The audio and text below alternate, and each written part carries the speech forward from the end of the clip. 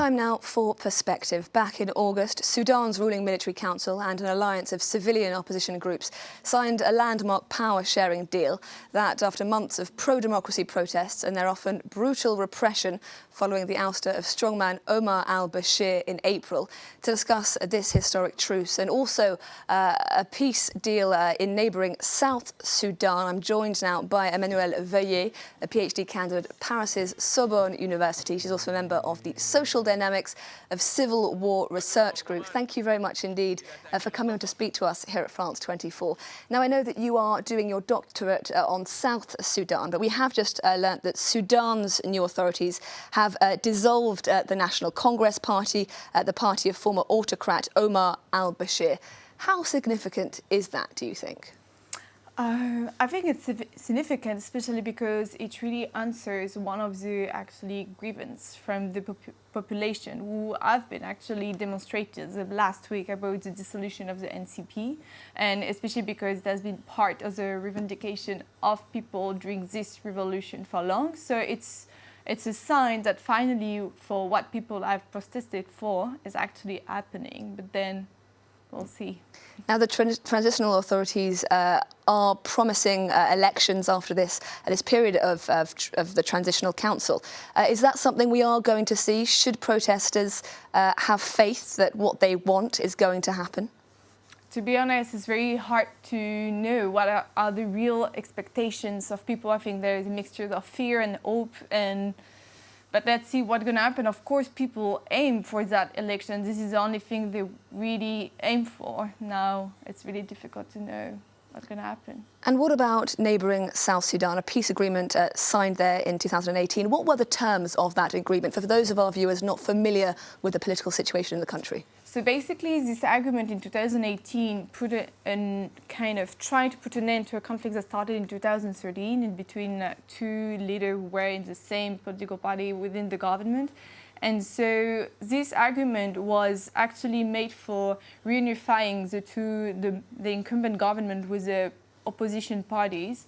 And so it's said that the unified army should be actually formed, and also the outstanding issues about the number of states within the country, and also a hybrid court of justice should be established. So these are the provisions within the agreements. But what we can now say, it's very difficult to know if actually this agreement will be implemented, because after 1 year now, we can see that a lot of delay has been accumulated and there are still a lot of pending issues. This is why the deadline actually of the agreement has been postponed now for the second time. It was supposed to be implemented in May and now November, and now it's against push for next 100 days.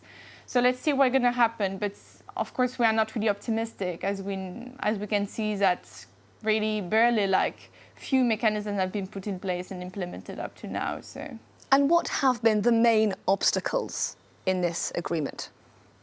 We can say, in a sense, political will, because actually funding was the first kind of obstacle people were mentioning. But actually funding is there, and just the money needs to be disbursed in the right, mechanisms. And what actually is worrying is about the lack of political will, because mechanisms are there, the committees are set up. I mean, people are ready to work, but nothing has been, moving on in this direction. And is that a lack of political will on both sides of that agreement?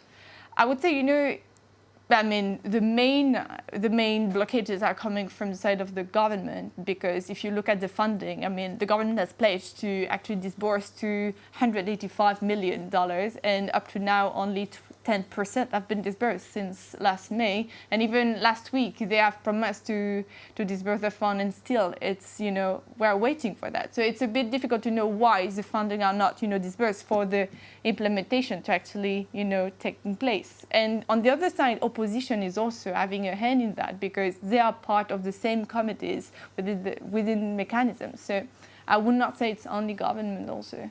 So do you think the opposition's reputation has been tarnished as a result of its alliance with the government? Very difficult to say, because people are really happy also that the conflict is also coming to an end if this peace agreement is actually implemented. So people were also actually relieved to see that peace agreement is coming, to take place. So. And it has been an extremely bloody conflict, huge loss of life in recent years. What's that situation on the ground in terms of stability, security? I think the last year has been like a kind of... there was a change in the sense that the ceasefire has been fairly respected by both parties for the last year. So we can see that the stability is improving in terms of security. We can see some improvements, but still, it's a very fragile, a very fragile context in the sense that people are still feeling that anything can happen anytime. So the trust is not back there, and people feel a lot of limitations still. And do people feel free to express their frustrations publicly? Unfortunately not, because of the harassment that is still, continuing against journalists, against civil society organizations and actors. Freedom of expression is still a very difficult issue in South Sudan. Emmanuelle Veuillet, a PhD candidate at Paris's Sorbonne University. Thank you very much indeed for speaking to us here at France 24. Thanks.